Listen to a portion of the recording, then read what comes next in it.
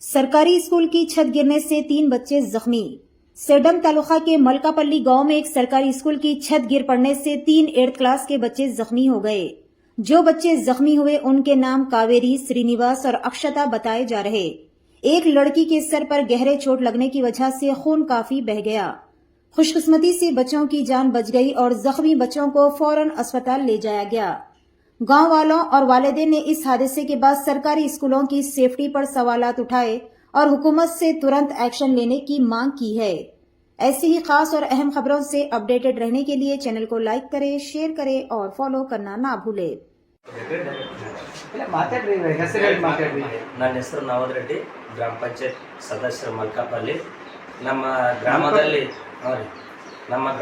1ನೇ ತರಗತಿಯಿಂದ 8ನೇ ತರಗತಿಯವರೆಗಿದ್ದು ಮಿನಿಮಮ್ 250ರಿಂದ 300 ಜನ ಮಕ್ಕಳು ಅಲ್ಲಿ ಅಭ್ಯಾಸ ಮಾಡ್ತಿದ್ದಾರೆ.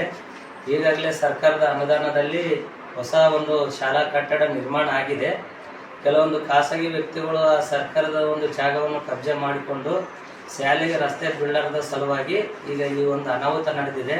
1ನೇ ತರಗತಿಯಿಂದ 8ನೇ ತರಗತಿವರೆಗೆ ಇದ್ದ ಪ್ರಯುಕ್ತ ಹೊಸ ಒಂದು ಬಿಲ್ಡಿಂಗ್ 3,50,50,00,000ದಲ್ಲಿ ಈಗ ನಿರ್ಮಾಣ ಆಗಿದೆ.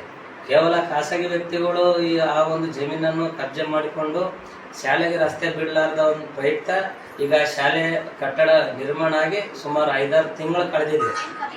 ಇಲ್ಲಿಯವರೆಗೆ ಆಫೀಸರ್ಸ್ BOಗಳು ಬಂದು ಹೋದ್ರು, ಮಾನ್ಯ ತಹಸೀಲ್ದಾರ್ ಮೇಡಮ್ ಅವರು ಬಂದು ಹೋದ್ರು, ಎಲ್ಲ ಅಧಿಕಾರಿಗಳು ಬಂದು ಹೋದ್ರು ಕೂಡ ಅಲ್ಲಿ ರಸ್ತೆಯನ್ನು ಖಾಸಗಿ ವ್ಯಕ್ತಿಗಳು ಬಿಡ್ತಾ ಇಲ್ಲ. ಈಗ ಹೇಗಾದ್ರೂ ಮಾಡಿ ಆ ರಸ್ತೆಯನ್ನು ತೆರವುಗೊಳಿಸಿ ಶೀಘ್ರದಲ್ಲೇ ಹೊಸ ಒಂದು ಬಿಲ್ಡಿಂಗ್ ಅನ್ನು ಮಕ್ಕಳಿಗೆ ಓದಲಿಕ್ಕೆ ಅನುಕೂಲ ಮಾಡಿಕೊಡ್ಬೇಕಂತೇಳಿ ತಾಲೂಕಿನಲ್ಲಿ ಬರ್ತಕ್ಕಂಥ ಎಲ್ಲ ಒಂದು ಅಧಿಕಾರಿಗಳಿಗೆ ಈ ಮೂಲಕ ನಾನು ಮನವಿಯನ್ನು ಮಾಡಿಕೊಳ್ಳುತ್ತೇನೆ. ಈಗಾಗಲೇ ಇನ್ನೂ ಮಳೆಗಾಲ ಇದೆ. ಬಹಳಷ್ಟು ಜನ ವಿದ್ಯಾರ್ಥಿಗಳು, ಪಾಲಕರು ಊರಿನಲ್ಲಿ ಬಹಳಷ್ಟು ಏನ್ ಮಾಡ್ತಾ ಇದಾರಪ್ಪ ಅಂದ್ರೆ ಮಕ್ಕಳನ್ನು ಶಾಲೆಗೆ ಕಳಿಸ್ಲಕ್ಕೆ ಕೂಡ ಹಿಂಜರಿತಾ ಇದ್ದಾರೆ. ಕೇವಲ 4 ಕೋಣೆಗಳಿವೆ. 1ರಿಂದ 8ನೇ ತರಗತಿವರೆಗೆ ಶಾಲೆ ಇದ್ರು ಕೇವಲ 4 ಕೋಣೆಗಳವ. ಕೆಲವೊಂದು ಮಕ್ಕಳನ್ನು ಹೊರಗಡೆ ಗಿಡದ ಕೆಳಗಡೆ ಕೂಡಿಸ್ಕೊಂಡು ಪಾಠ ಮಾಡುವಂತ ಒಂದು ಪರಿಸ್ಥಿತಿ ಅದ.